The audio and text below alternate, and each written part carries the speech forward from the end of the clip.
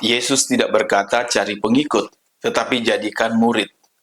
Matius 28 ayat 19. Karena itu pergilah, jadikanlah semua bangsa muridku. Kalau hari ini saya bertanya kepada Anda, apakah Anda sudah menjadi orang Kristen? Mungkin sebagian besar akan menjawab, sudah. Tetapi Yesus tidak pernah berkata, pergilah dan jadikanlah semua orang menjadi orang Kristen. Yesus berkata, jadikanlah semua bangsa muridku. Ini berarti tujuan terbesar kekristenan bukan hanya memiliki identitas, tetapi mengalami transformasi hidup. Banyak orang mengenal Yesus. Tidak semua orang mau menjadi murid Yesus. Ada perbedaan yang sangat besar antara pengikut dan murid. Apakah itu murid? Kata murid berasal dari bahasa Yunani, mathetes, yang berarti seorang pelajar, seorang pembelajar, seseorang yang terus belajar dari gurunya, lalu meniru cara hidup gurunya. Jadi, menjadi murid bukan sekedar mengetahui firman, tetapi membiarkan firman mengubah cara berpikir, cara berbicara, cara mengambil keputusan, bahkan cara mengasihi orang lain. Seorang murid berkata, saya belum sempurna, tetapi saya mau belajar terus. Dunia mengajarkan kita cepat puas. Kita hidup di zaman yang serba instan. Video 1 menit, belanja 1 klik, makanan 5 menit, semuanya serba cepat. Sayangnya, banyak orang membawa pola pikir instan ini ke dalam kehidupan rohaninya. Datang ke gereja sekali seminggu, mendengar satu khotbah, lalu merasa sudah cukup. Padahal menjadi murid bukan acara hari Minggu. Menjadi murid adalah gaya hidup setiap hari. Murid selalu mau belajar. Perhatikan anak kecil.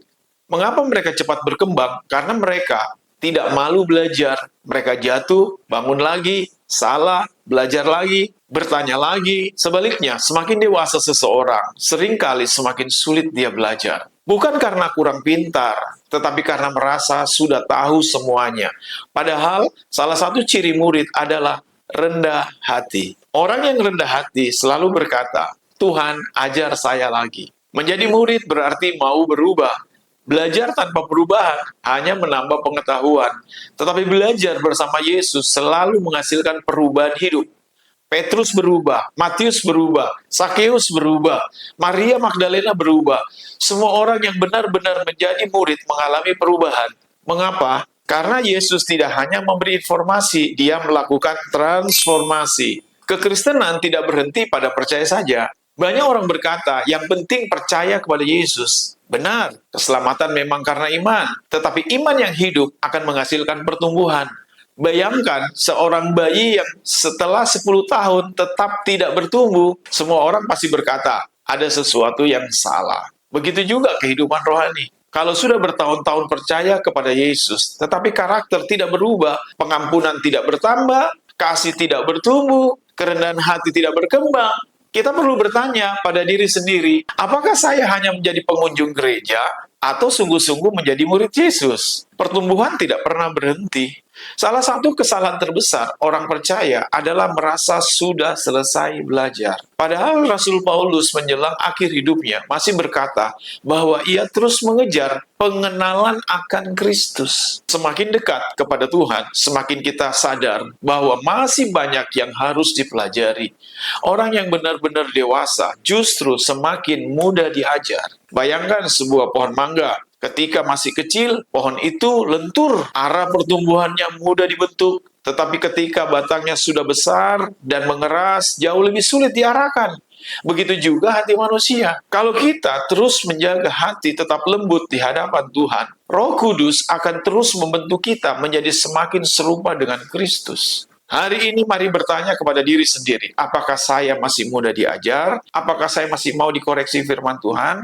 Apakah saya masih bertumbuh tahun ini dibanding tahun yang lalu? Atau saya merasa sudah cukup? Menjadi murid bukan tentang seberapa lama kita menjadi orang Kristen, tetapi seberapa besar kita mengizinkan Yesus mengubah hidup kita setiap hari. Inilah sebabnya amanat agung tidak dimulai dengan membangun organisasi yang besar, tetapi dengan membangun manusia yang mau diajar dan belajar. Karena murid yang terus bertumbuh akan menghasilkan murid-murid baru. Dan kabar baiknya, Yesus tidak memanggil kita untuk menjadi murid yang sempurna. Dia memanggil kita menjadi murid yang terus belajar, terus bertumbuh, terus berubah, sampai akhir hidupnya. Namun menjadi murid bukan hanya memiliki hati yang mau belajar. Yesus juga memberikan kurikulum yang harus dipelajari. Itulah sebabnya dia berkata, ajarlah mereka melakukan segala sesuatu yang telah kuperintahkan kepadamu. Pertanyaannya, apa sebenarnya yang harus kita pelajari dan lakukan seumur hidup? Murid belajar bukan hanya mengetahui firman, tetapi melakukannya. Matius 28 ayat 20. Dan ajarlah mereka melakukan segala sesuatu yang telah kuperintahkan kepadamu.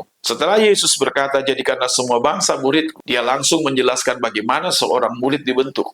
Perhatikan, Yesus tidak berkata, ajarlah mereka mengetahui, atau ajarlah mereka menghafal. Tetapi dia berkata, ajarlah mereka melakukan. Inilah yang membedakan pendidikan dunia dengan pendidikan kerajaan Allah. Di dunia, orang dianggap berhasil ketika tahu banyak.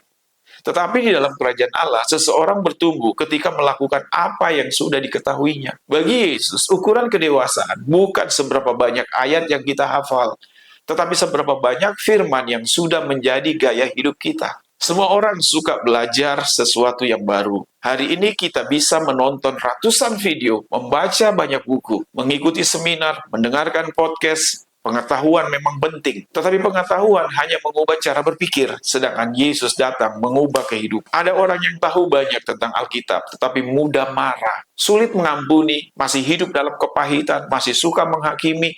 Masalahnya bukan kurang tahu, masalahnya adalah belum melakukan. Firman Tuhan baru menghasilkan buah ketika dipraktekkan. Yesus mengajar dengan keteladanan. Kalau kita membaca Injil, Yesus hampir tidak pernah hanya mengajar di dalam ruangan.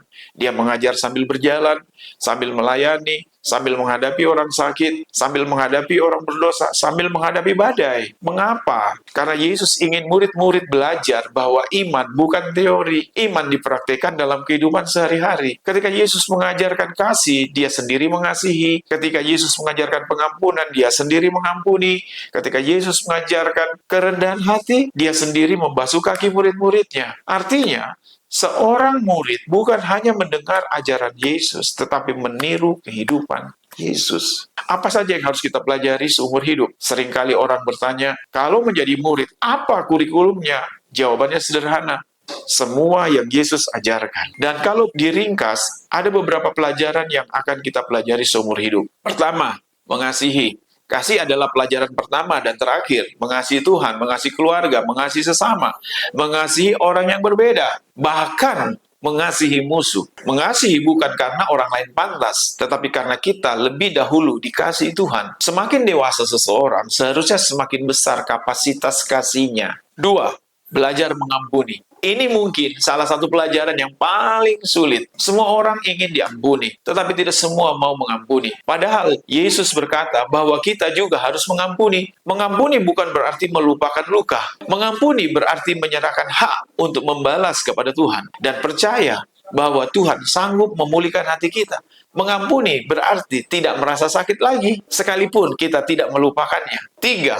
Belajar rendah hati. Yesus adalah Raja, tetapi dia lahir di kandang. Dia melayani, dia membasuh kaki murid-murid. Semakin kita mengenal Yesus, semakin kita belajar bahwa kebesaran bukanlah dilayani, melainkan melayani. 4. Belajar percaya. Setiap musim kehidupan akan menguji iman. Ada doa yang belum dijawab, ada pintu yang tertutup, ada air mata, ada kehilangan.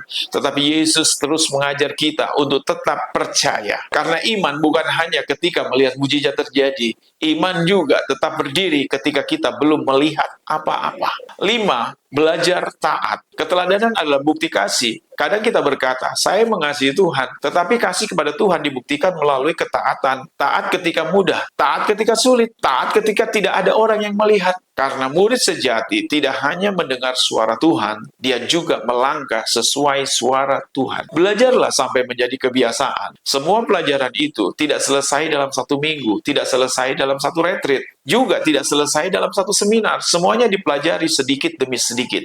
Seperti anak kecil yang belajar berjalan. Awalnya jatuh, bangun lagi, bangun lagi. Begitu juga kehidupan rohani. Kadang kita gagal mengasihi, kita belajar lagi. Kadang kita gagal mengampuni, kita belajar lagi. Kadang kita jatuh dalam dosa, kita bertobat dan bangkit lagi. Yang penting bukan tidak pernah jatuh. Yang penting adalah tidak pernah berhenti belajar. Jangan pernah berhenti belajar dan jangan pernah belajar untuk berhenti.